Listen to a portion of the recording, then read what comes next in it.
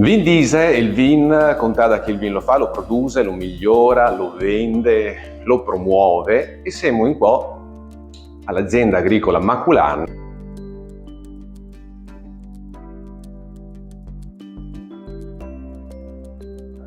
In compagnia di Angela Maculan. Perché? Perché siamo arrivati verso l'Istà ci troveremo anche una centinaia di riposo, però è anche importante sapere come servire il vin, perché non è semplice servire il vin di sta e che vin. E quindi siamo qua ospiti dell'azienda agricola Maculan per questo. Intanto saluteremo la nostra ospite, Angela. Buondì Angela. Ciao Canaia, ciao anche a tutti i tuoi ascoltatori, è finalmente un piacere vederci di persona. Allora, innanzitutto, qua i vini servir di sta. Allora, per quel che riguarda i vini per l'estate, che dire, qui c'è veramente da spaziare. Secondo me si parte sempre con una bellissima bollicina che può essere il nostro Prosecco, un bel Franciacorta, il Trento DOC e perché no, anche vini spumanti prodotti in zone meno tradizionali.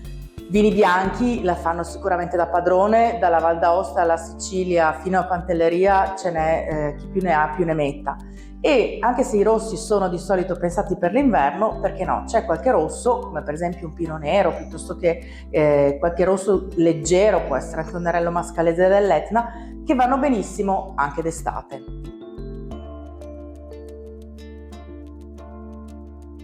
La temperatura è sempre un argomento difficile, soprattutto d'estate, perché chiaramente, che ne so, siamo in giardino, facciamo l'aperitivo con gli amici e il vino si scalda e quindi bisogna intanto avere la temperatura giusta e quindi in frigorifero tendenzialmente per quel che riguarda i bianchi e gli spumanti e in cantina se si ha una cantina o le classiche cantinette per quel che riguarda i rossi.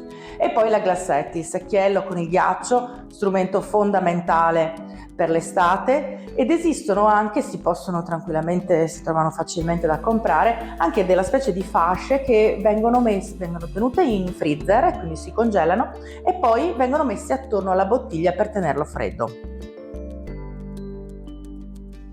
Le temperature dei bianchi chiaramente siamo intorno agli 8 gradi, più o meno 6-8 gradi. Per quel che riguarda i rossi, appunto, non abbiate paura di metterli anche quel quarto d'ora, 20 minuti in frigorifero prima di servirli, perché è meglio avere un vino leggermente troppo freddo che poi nel bicchiere si scalda che un vino troppo caldo, perché a quel punto lì non voglio neanche immaginare e pensare che qualcuno possa aggiungere dei cubetti di ghiaccio a un bel bicchiere di vino rosso per raffreddarlo. E adesso ti porto a fare un giretto per la cantina. Siamo qua in questa meravigliosa collina che è proprio ai piedi dell'altopiano di Asiago. È una delle nostre proprietà, noi abbiamo circa 50 ettari di vigneto, più o meno tutti in comune di Braganza e in comune di Fara Vicentino, tutti in zona collinare dove c'è terreno vulcanico.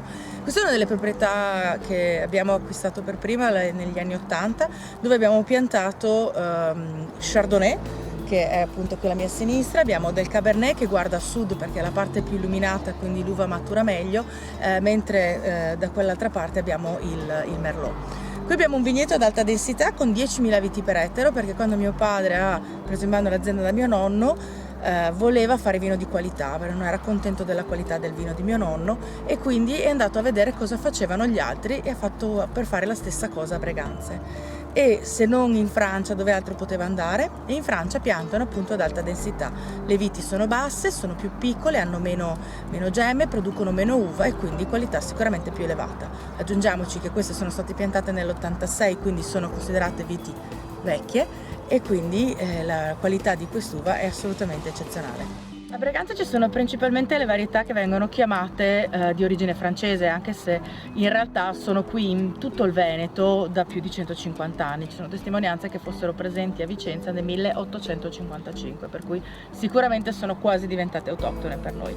Siamo qui vicino a delle viti di Merlot oggi, siamo appunto ormai finalmente arrivata l'estate, sembra arrivata l'estate, e siamo al momento dell'allegagione. Cosa vuol dire? Che da fiore diventa frutto. Se ti vuoi avvicinare, vedi, ci sono già gli acini formati, queste palline cresceranno e diventeranno gli acini di meraviglioso Merlot che noi andremo a vinificare poi a settembre, per cui da qui inizia l'attesa perché l'uva maturi e diventi appunto un frutto che noi andremo a raccogliere.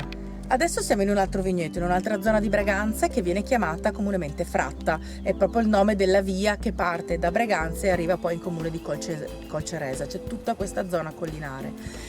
Qui noi abbiamo una proprietà di circa 12 ettari dove abbiamo piantato diverse varietà, c'è la Vespaiola che guarda verso est perché il sole del mattino è più delicato, poi c'è il Cabernet Sauvignon, il Pinot Nero, il Merlot ed il Sauvignon appunto nel restante della proprietà. Qui abbiamo anche degli olivi perché storicamente la nostra zona collinare, quindi le colline della Pedemontana Veneta, è la zona più a nord dove veniva coltivato l'olivo, quindi vite e olivo amano lo stesso tipo di clima e l'olivo chiaramente ha delle problematiche, o comunque ha una coltivazione diversa rispetto alla vite, si coltiva la singola pianta e quindi si può piantare anche in zone magari un po' più scoscese rispetto al filare di vite, per cui abbiniamo la coltivazione appunto della vite con l'olivo e produciamo anche noi il nostro olio.